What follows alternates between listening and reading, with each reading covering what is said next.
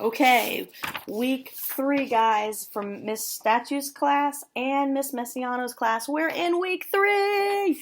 Alright, so I want you to understand that you should have 2 other assignments in both Spanish and Health already completed to stay on track. If you're not sure, go to the other videos on my YouTube account and I can explain those. But for this week, I'm explaining week 3 in Spanish and in Health, okay? So your Spanish is super easy. Look for this page. This is your week 3 of Spanish, okay? It'll say SPLC, week 3 up at the top. It'll have all numbers 1 through 10 up at the top in a word bank. You've got the numbers right here, and you match the word with the number. And most of you guys already know these numbers by heart. It's just a quick little review. If you know your numbers 1 through 10, it'll help you with numbers 1 through 50, okay? Because you need to know 1 through 10 to do that. I'm sure you guys already noticed this, just to make it super easy. Like the tres right here, the T is taller, the R-E-S is shorter. I just gave you an answer. So, not that you needed help, but the boxes help you. So, if you're really, really struggling, look at the boxes to help you. But I know you can do this. You guys got this, okay? If you really need help, Google Translate.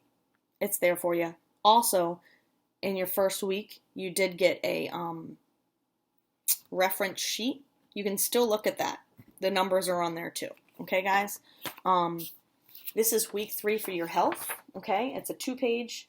It'll say week 3 up at the top. Health, level F, that's you guys. All right? Choosing to be drug-free and asset strong.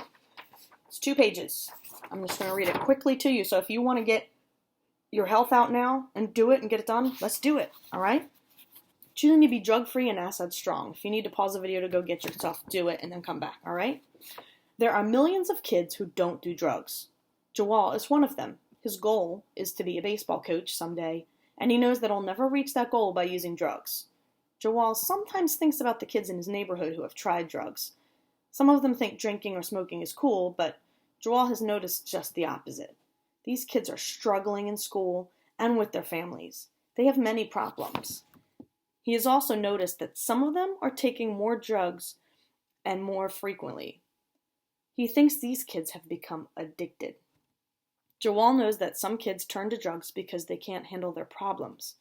When Joel feels stressed or angry, he heads to the playground because he thinks that healthy and safe activities like running around and doing something fun is the best way to handle stress. When he has a serious problem, he talks to his mother or his guidance counselor. Some kids tease Joel because he won't drink. They call him a wimp or other names. Joel's teacher could see how much this upset him, so she suggested that Joel stop hanging out with these kids who take drugs and start building his assets. He has joined a kids club where members all promise to stay drug-free, and he hangs out with the kids who are honest and kind. Joel still gets teased, but it doesn't bother him as much. He now has plenty of friends who don't drink or take drugs. He's learned something new too. The more he builds his assets, the better he feels about himself. He's proud to be drug-free and asset strong. Guys, just real quick summary. When you have things that build you up, it is easier to stand up to the things that try to pressure you, okay? So if you're feeling pressured, get friends that don't do those things. They can be your support. If you're feeling pressured, talk to someone you trust. That can also help be your support, okay?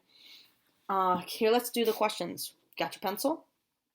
The word asset means positive influences in our lives. People, organizations, and hobbies can all be considered assets. Name a person who can be an asset to you. Think about it. Name someone who can build you up and keep you strong and who can be a positive influence in your life.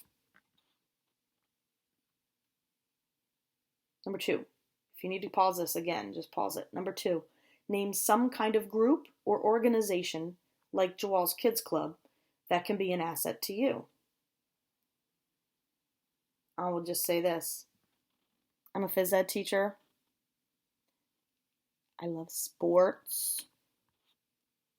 I played sports all of my time. If you are playing a sport, then you don't have time to do other things. You can always do them when you go home. That's your choice. But a positive influence should be a team. Unfortunately, there's probably teams out there that do things that they shouldn't, but normally speaking, should be a positive influence. So if you're struggling to figure out an organization, there's also the Police Athletic League in some places. I know Vineland has a PAL league where they offer all kinds of things like boxing and basketball, and I don't know what they offer now, but I know they used to offer a ton of different things that they would do. There's like Boy Scouts, Girl Scouts, the Scouts, I guess they changed the name to Scouts. That's a group or organization where they can have a positive influence and do things that are positive. I have a friend who, her son bowls, and he's really good. And I think he just turned 13. But he's been bowling for years, and he's very, very good, and that's what he does. Which actually could be number 3. Name a hobby that can be an asset to you, okay? Something that's a positive influence. What can be an asset to you? Something that you like to do, a hobby, okay? Think about it. Put it down. All right, guys, that's it. That's week 3, all right? Don't forget to log your PE every day. If you need anything, look, my alarm always goes off. If you need anything, guys, feel free to reach out, okay? Reach out to me. Here's the contact information. If you need to pause it, pause it.